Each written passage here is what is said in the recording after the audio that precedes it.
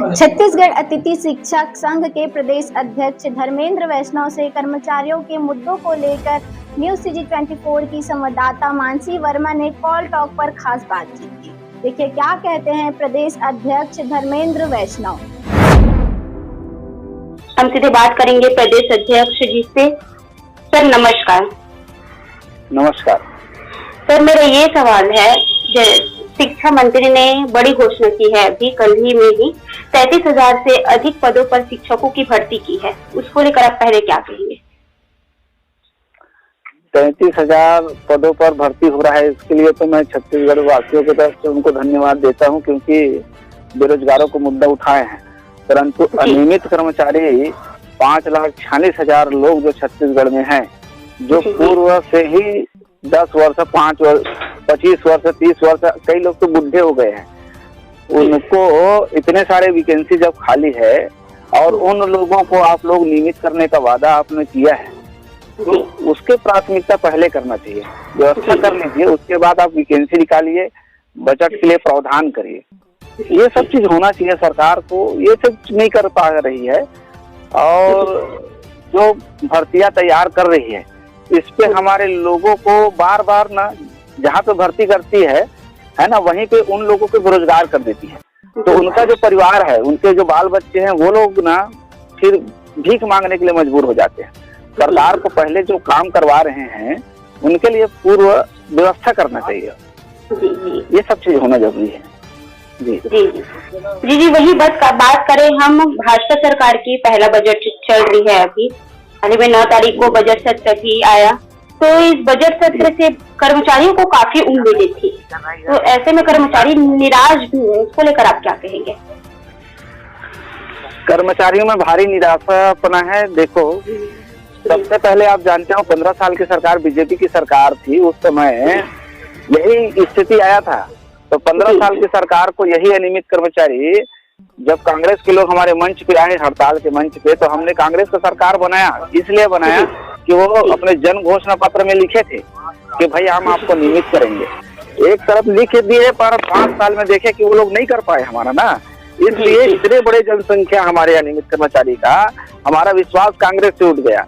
फिर बीजेपी के लोग हमारे मंच पे आए और बीजेपी के ऊपर विश्वास इसलिए था कि मोदी की गारंटी है, मोदी के ऊपर विश्वास है, और मोदी के विश्वास पे एक जन घोषणा पत्र बीजेपी से बना अभी, जिसमें ये बोला गया था कि 100 दिन के भीतर आप लोगों के लिए हम कमेटी बनाएंगे, जिसमें कर्मचारियों के पदाधिकारियों को उसमें इकट्ठा किया जाएगा, रखा जाएगा, और किसका क्या हो सकता है उस पर ठोस निर्णय आना था। परंतु आज 100 दिन निकल चुका है, अभी तक कोई भी प्रकार का प्रतिक्रिया नहीं है, जिसपे लालीपाप मिलता है सरकार को, जिससे इनको फायदा होता है कई चीज में, है ना, भवन है, उलिया है, पुलिया है, दुनियादारी है, उस पर दिमाग लगाते हैं।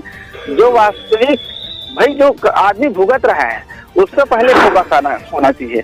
देखो, एक तरफ आदमी भूखा बैठा है और एक तरफ 56 भोग है, तो 56 भोग वालों को पहचाना जाता है, भूखे लोगों को पहचाना नहीं जाता सरकार के द्वारा।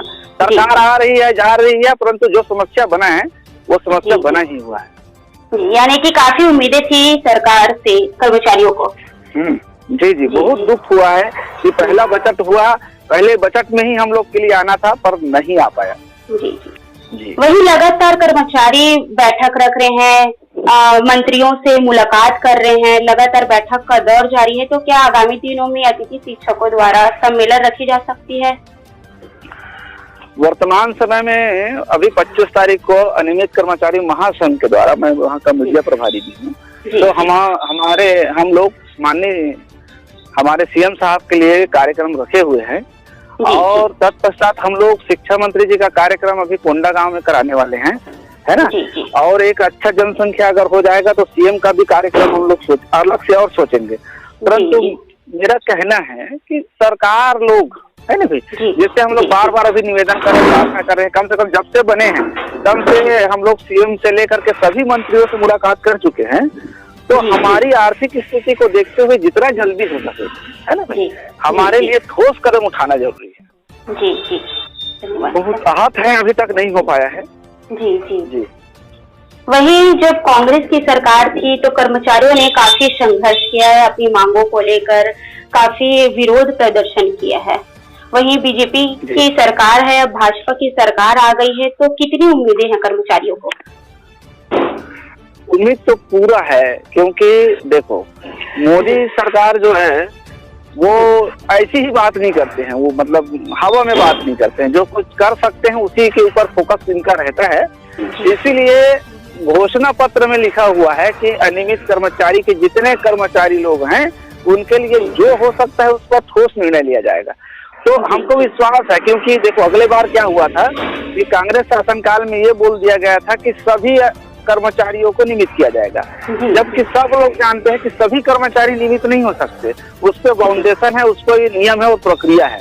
परंतु ये सरकार जान रही है कि किसको नियमित किया जा सकता। जैसे हमारे अतिथि शिक्षक विद्यामितान संगठन है, हम लोग, हमारा जगह व्यवस्थित है, हमारे जगह में नियमित भर्ती, पदोन्नति और ट्रांसफर से कोई टीचर नहीं आ सकते। अब हमको मात्र ये चाहिए कि सिविलियन मिलना है, और हम लोग सिविलियन का केस जीत चुके हैं, है ना। अब हमारा सिविलियन हो सकता है, परंतु कई लोग हैं जिसको मिलना चाहिए 35,000 40,000 पेमेंट और मात्र मिल रहा है 1500 1600, जैसे सफाई कर्मचारी है, ऐसा है वैसा है। तो ये लोग बेचारे लोग पूर्णकालिक से तनख्वाह मांग रहे हैं। तो जो लोग बात करें जी, स्कूल सफाई कर्मचारी हो गए हैं जी, वही बोल रहा हूँ, स्कूल सफाई कर्मचारी है, रसोईया संघ है ना भाई। देखो दूसरी बात, हमारे अनियमित कर्मचारी एक प्रेरक संगठन है, प्रेरक संगठनों का बहुत दिन से इनका नौकरी समाप्त कर दिया गया है। वो लोग बेचारे लोग बोल रहे हैं कहीं भी हमको व्यवस्थित नौकरी चाहिए। अनुकंपा वाले हमारे दीदी लोग हैं, जो शिक्षाकर्मी सिविलियन हुआ उससे पहले उनके पतिदेव लोग खत्म हो गए, तो उनके पतिदेव का कोई तो गलती नहीं है कि सिविलियन से पहले खत्म हो गए। भाई कोई भी प्रकार का दिक्कत आया, उसके पति लोग खत्म हो गए, उनकी पत्नियों को नौकरी मिलना चाहिए, है ना। आज बताओ पूरे साल भर वो लोग ने वहाँ पे काम किए, वहाँ पे हड़ताल किए, सरकार के कान पे जू तक नहीं चला, और छत्तीसगढ़ की संभालने की ये लोग बात करते हैं नेता लोग। भाई वास्तव में जो लोग भुगत रहे हैं कर्मचारी लोग, उनके ऊपर किसी का नजर नहीं जाता है। ये तकलीफ का विषय है छत्तीसगढ़ में। जी बहुत बहुत धन्यवाद हमारे कॉल टॉक में जुड़ने के लिए सर। जी बहुत बहुत धन्यवाद आपको मैडम जी, धन्यवाद।